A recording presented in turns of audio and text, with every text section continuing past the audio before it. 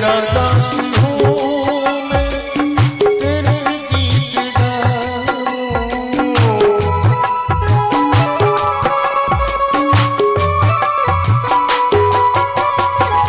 तुझे भूल में भी ना भूल पाऊं।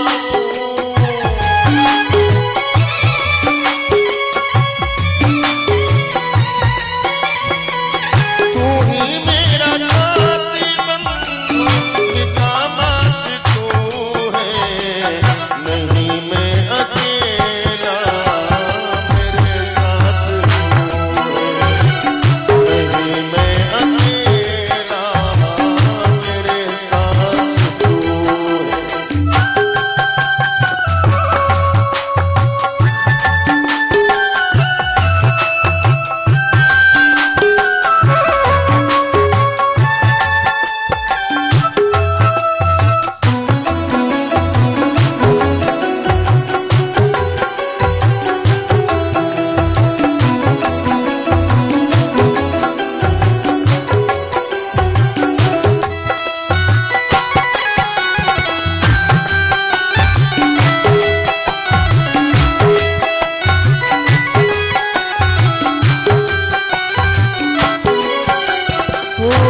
ठाकुर है तू मेरा, मैं तेरा पुजारी।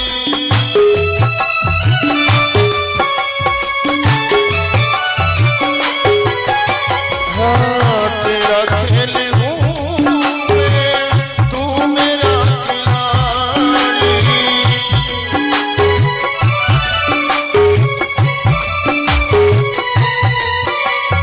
ओ हर एक बात तू है,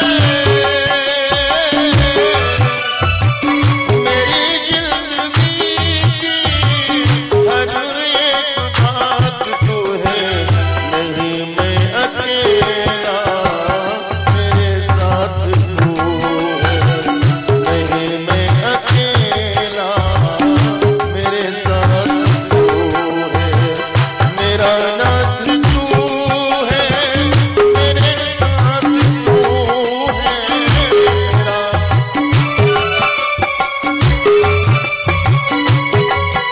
हो मेरा नाथ तू है, मेरे साथ तू है, नहीं मैं अकेला मेरे साथ तू है, नहीं मैं अकेला मेरे साथ तू है, नहीं मैं अकेला मेरे साथ तू है।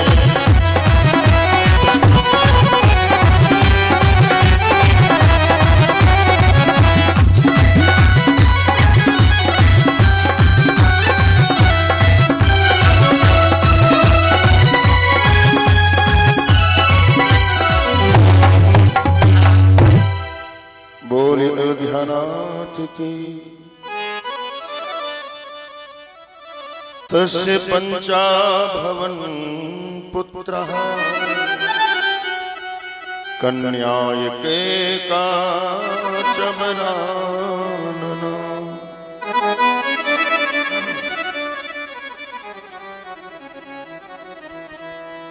विदर्भ देश के राजा भीष्म की एक बेटी थी जिनका नाम है रुक्मिणी। भीष्म के 5 बेटे थे, रुक्मी, रुक्मरथ, रुक्मबाहु, रुक्मकेशी तथा रुक्ममाली। 5 भाइयों के बीच में इकलौती बहन थी रुक्मिणी। नारद आदि महात्माओं के द्वारा द्वारिकाधीश की निरंतर महिमा सुन करके भीष्म जी के मन में अपनी बेटी के लिए सुयोग वर समझ में आ गया। 5 पुत्रों से परामर्श लिया, पुत्रों अब तुम भी समझदार हो गए। मेरा मन हो रहा है क्यों ना द्वारिकाधीश कृष्ण से तुम्हारी बहन का विवाह कर दिया जाए। तुम्हारा क्या विचार है? और तो कोई कुछ बोला नहीं, पर बड़ा बेटा रुक्मी बिगड़ गया। पिताजी, उस रणछोड़ भगोड़े से मैं अपनी बहन का विवाह कभी नहीं होने दूंगा। अरे राम राम, ठीक है बेटा, अब ज्यादा व्याख्या न कर।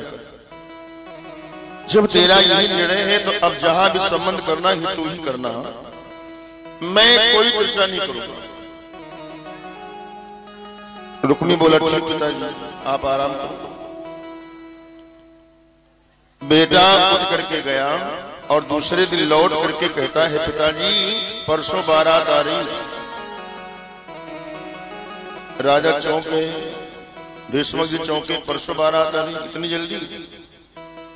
कहां संबंध पक्का कर दिया तुमने? बोला, पिताजी मेरा जो निर्णय है वो कोई ऐसा वैसा नहीं होता। सिंधु नरेश दमघोष पुत्र सुषपाल के साथ में संबंध पक्का करके आया हूं और मैंने उसे समझा दिया है, वो परसों बारात लेकर के आ जाएगा। भीष्म बोले, ठीक है बेटा, जैसे तेरी इच्छा। पर रुक्मिणी के कान में जब ये समाचार पड़ा तो परेशान हो गई। हे भगवान, मेरे मन में कोई और बैठा है और ये मैं क्या सुन रही। भाभी जी के सामने रोते रोते सारे मन की बात कहती। भाभियों ने समझाया, बहन ऐसे रोने से काम नहीं चलेगा, जल्दी कुछ कर, और कुछ न बने तो कम से कम पत्र ही डाल दो। ठीक बहन। रुक्मिणी जी ने कलम उठा करके एक बड़ा सुंदर भाव भरा पत्र 7 श्लोकों में लिख दिया। एक ब्राह्मण को बुला करके प्रणाम करके कहा, महाराज जी ये पत्र नहीं, मेरे प्राण समझिए, शीघ्रता शीघ्र ये मेरे प्राणनाथ को द्वारका में जाकर के पत्र प्रदान करो। पंडित जी पत्र लेकर के दौड़े और द्वारकापुरी के दुर्गम दुर्ग में प्रविष्ट होकर के पहुंचे। दरबार में जैसे ही ब्राह्मण को आते हुए देखा, भगवान ने खड़े होकर के स्वागत किया। आइए आइए पंडित जी महाराज, आपका स्वागत है। बड़े आदर के साथ हाथ पकड़ करके अपने अंतापुर में लेकर के गए, स्नानादि से निवृत्त करवा करके भोजन करवाया।